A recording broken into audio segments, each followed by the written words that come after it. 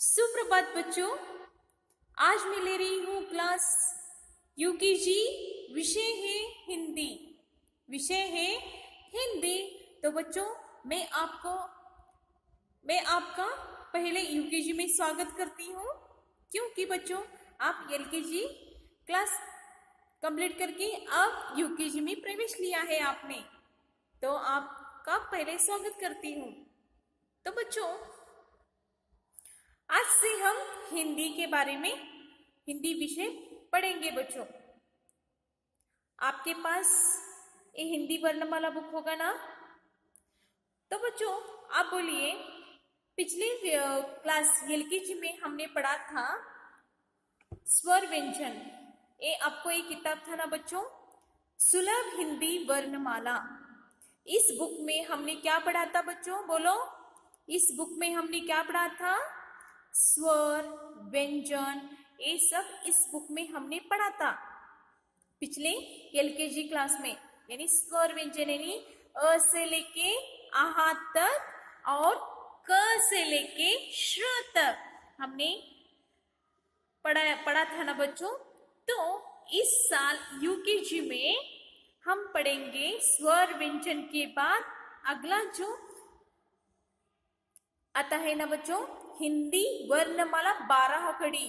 यानी आपको स्वर व्यंजन के बारे में जानकारी मिल गई बच्चों। अब इसके आगे 12 कड़ी यानी बच्चों, जब भी कभी कौन सा भी अक्षर तैयार होता है ना तब 12 कड़ी की आवश्यकता होती है। जैसे कि 12 कड़ी यानी बच्चों मैं आपको दिखाती हूँ 12 कड़ी। देखो, क, का, की, कु, के, कई, को, कऊ, कम, कहा। इसे 12 कड़ी कहते हैं बच्चों। ओके, तो बच्चों पहले हम पिछले साल का जो एलकेजी बुक था ना, इसका पहला मैं रिवीजन ले रही हूँ। तो अपने पास जो ये वर्क बुक है ना बच्चों, तो आप भी खोलिए। किसी भी भाषा का ज्ञान लेते समय बच्चों, उस भाषा का जो मूलभूत रूप है उसे पहला अध्ययन करना चाहिए हमें। यानी क्या बच्चों, कौन सा भी अक्षर, अब पिछले साल में हमने पढ़ा था स्वर व्यंजन।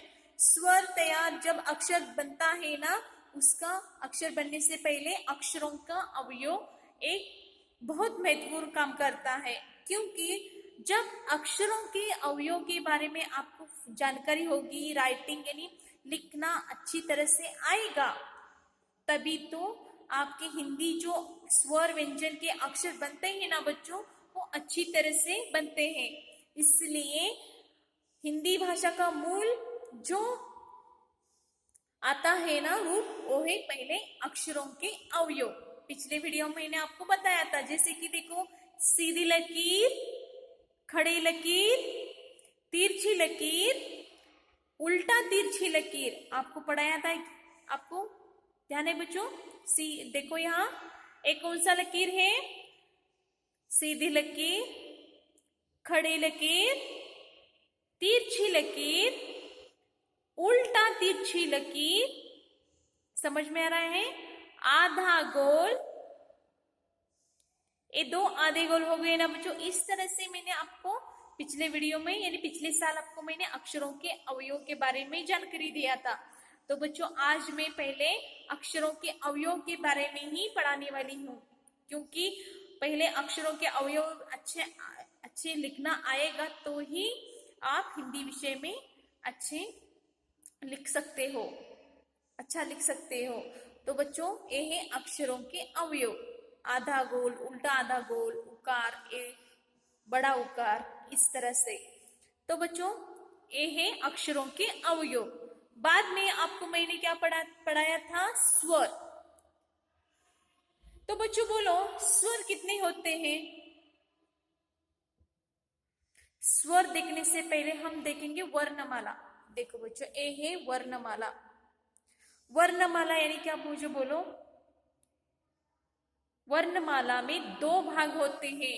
वर्णमाला में दो प्रकार होते हैं, एक है स्वर और दूसरा है व्यंजन। अब मैं वर्णमाला के बारे में आपको बताती हूँ। वर्ण यानी क्या, वर्णमाला यानी क्या? वर्णों की व्यवस्थित रूप को वर्णमाला कहते हैं।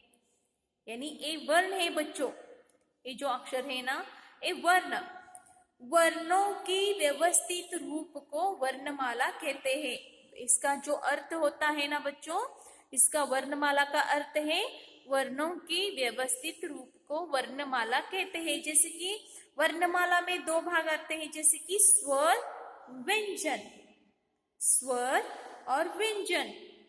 तो बच्चों वर्णमाला के बारे में आपको मैंने बताया है, वर्णमाला यानी क्या है। बाद में अब बताती हूँ बच्चों मैं स्वर, स्वर की ओर आती हूँ। स्वर यानी क्या? जिस तरह वर्णमाला के बारे में आपको मैंने बताया था, उसी तरह से स्वर के बारे में आपको बताती हूँ। स्वर यानी क्या? आप तो स्वर बोलते हो, व्यंजन बोलते हो, लेकिन स्वर, प्रॉपर स्वर यानी क्या आपको मालूम है? तो मैं आपको बताती हूँ। स्वर जिन वर्णों का उच्चारण के समय ध्वनि मुख में बिना टकराए, यानी कि आवाज स्वतंत्र रूप से बाहर निकलती है, उसे स्वर कहते हैं। यानी देखो बच्चों, जिन वर्णों का, वर्ण यानी अ, आ, ई, यानी ये जब आप बोलते हो ना, तो बोलते वक्त आपके मुंह से ये वर्ण जो है बहुत फास्ट यानी अच्छी तरह से बाहर निकलते हैं, यानी कहीं टकराते नहीं। यानी देखो ना, अ कितने अच्छी तरह से अपने मुख से बाहर आता है। देखो बच्चों, बोलो, अ, आ, ई, उ, ऊ, रू, ए, आई, ओ, औ, अम, आहा। तो बच्चों इन्हें स्वर कहते हैं। यानी जब आप बोलते हो, उच्चार करते हो, तब ध्वनि जब अपने मुख से निकलता है ना, वो कहीं मुख में कहीं टकराए बिना वो बाहर निकलता है, झटपट से बाहर निकलता है, उन्हें स्वर कहते हैं। आपको पता चला? यानी जब बोलते हैं ना अच्छी तरह से, ये स्वर बाहर निकलते अपने मुख से। तो बच्चों अब बोलो स्वर कितने होते हैं? मैं आपको काउंट करके पहला दिखाती हूँ। 1, 2, 3, 4, 5, 6, 7, 8, 9, 10, 11, 12, 13। और एक बार बताती हूँ बच्चों, आप मुझसे, मैं जब बोलती हूँ आप भी काउंट कीजिए। 1, 2, 3, 4, 5, 6, 7, 8, 9, 10, 11, 12, 13। आपको कुल कितने हो गए हैं? 13। लेकिन बच्चों स्वर कितने हैं? 11। स्वर कितने हैं? 11। पढ़ते जब आप काउंट करते हो, गिनती करते हो, तो 13 आते हैं। लेकिन स्वर को जो मुख्य रूप मिला है वो है अ से लेके औ तक ही 11 स्वर माने जाते हैं।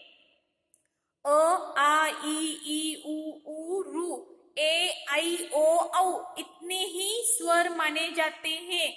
क्योंकि 11 स्वर के बाद जो 12, 13 में अम आहा आता है ना, तो अम आहा ये अयोगवाह, यानी ये दो जो वर्ण है ना बच्चों, ये अयोगवाह में आते हैं। अयोगवाह में नहीं क्या बच्चों, जो नाक से आवाज आता है, जैसे कि देखो अम नाक में आवाज आता है ना, जब ये निकलता है आवाज, देखो बच्चों, जैसे कि मैं आपको एक दिखाती हूं। अम, ए अ के ऊपर एक अनुस्वार है, और आहा, देखो ये जो दो वर्ण है ना बच्चों, ये अयोगवाह है। अयोगवाह यानी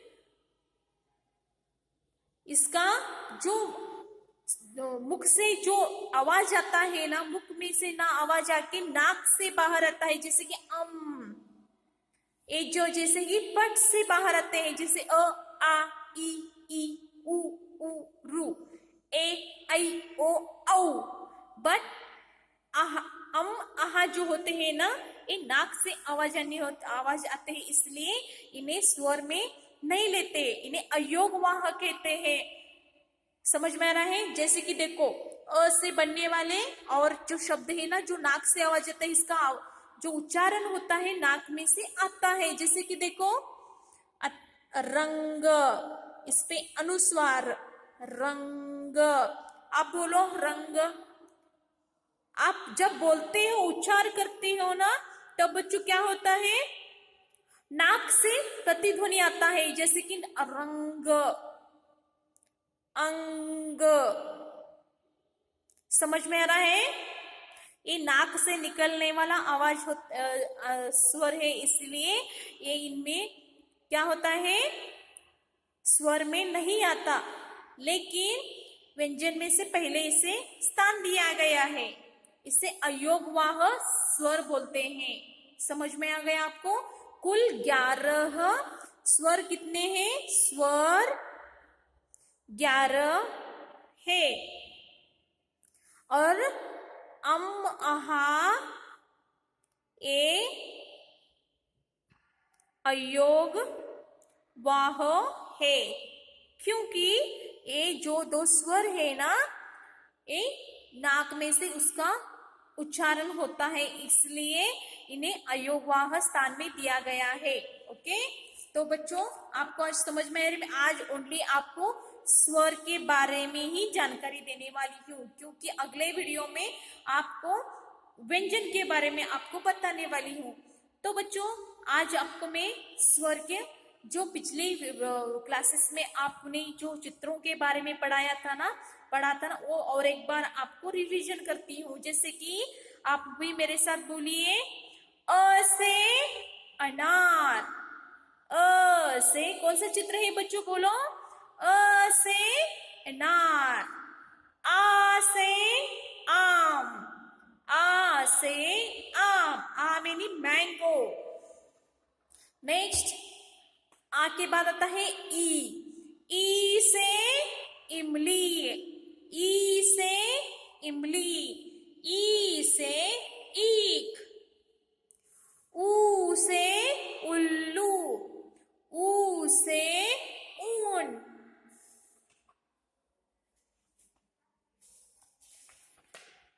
ऊ से ऊन। बाद में रू से ऋषि। ए से एड़ी। आई से ऐनक। ओ से ओखली। औ से औरत।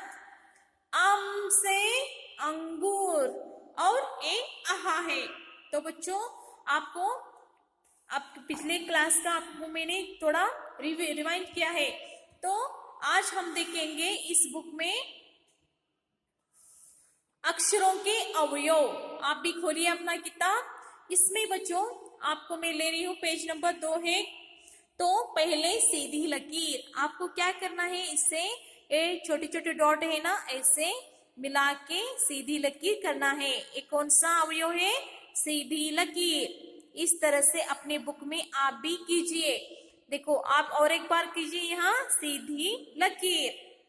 तो नेक्स्ट, खड़ा लकीर। खड़ा लकीर, देखो खड़ा लकीर। इस तरह से नहीं, ऐसे स्टैंडिंग मोड। सीधी लकीर है नहीं, ऐसे सीधी लकीर। एक एग्जांपल में आप पेंसिल के बारे में, सीधी। ओके, ये है सीधी लकीर। अब मैं बताती हूँ खड़ा लकीर है नहीं, ऐसे स्टैंडिंग ओवेशन। देखो इस तरह से खड़ा लकीर। समझ में आ गया आपको? बाद में बच्चों ये है तिरछी लकीर। तिरछी यानी ऐसे स्लैंटिंग लाइन में आता है, जैसे कि देखो तिरछी लकीर। आप भी इसी तरह से ऊपर रखकर नीचे की ओर लाना है, उसे स्लैंटिंग लाइन बोलते हैं, यानी तिरछी लकीर। ओके, बाद में उल्टा तिरछी लकीर। उल्टा तिरछी लकीर में बच्चों आप इसे इस तरह से ऊपर रख के नीचे लाना है, इसे उल्टा तिरछी लकीर बोलते हैं। इसे उल्टा तिरछी लकीर। समझ में आ गया आपको? एक एग्जाम्पल मैं आपको देती हूँ। जिस तरह से आपने सीधी सीधी लकीर देखा, उसी तरह से खड़ा लकीर आपको मैंने समझाया है। खड़ा लकीर अब मैं बताती हूँ तिरछी लकीर, यानी देखो ना खड़ा सरल है ना खड़ा है, ये तिरछी यानी तिरछी।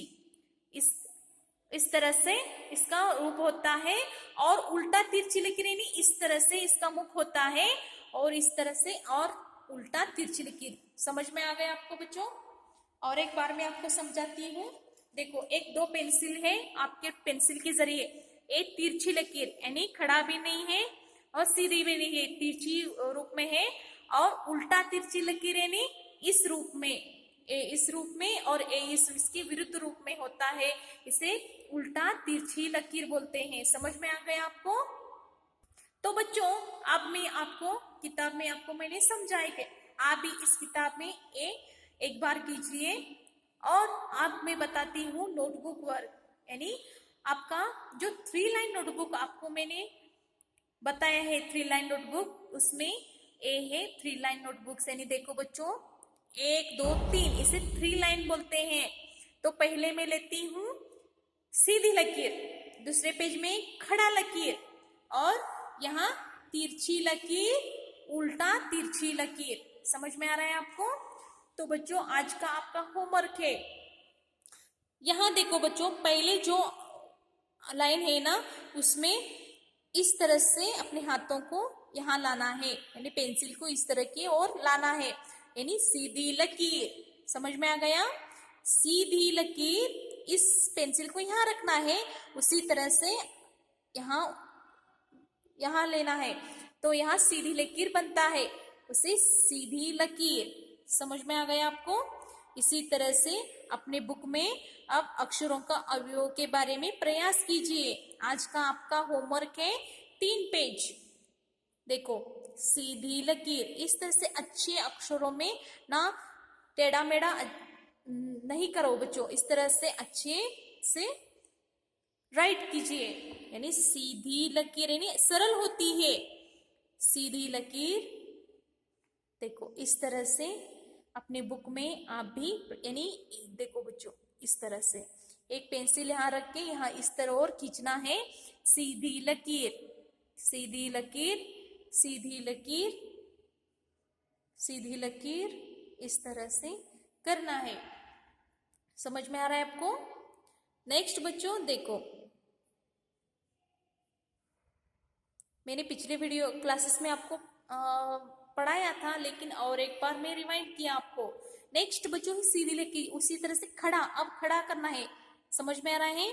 देखो ऊपर रखना है और नीचे की ओर खींचना है, ऐसे खड़ा लकीर। पेंसिल ऊपर पहले लाइन पर रख के नीचे 3 लाइन पे खींचना है, खड़ा लकीर। ओके, खड़ा लकीर, इसे खड़ा लकीर बोलते हैं बच्चों। ऐसे सरल खड़ा करना है। समझ में आ गया बच्चों आपको? खड़ा लकीर।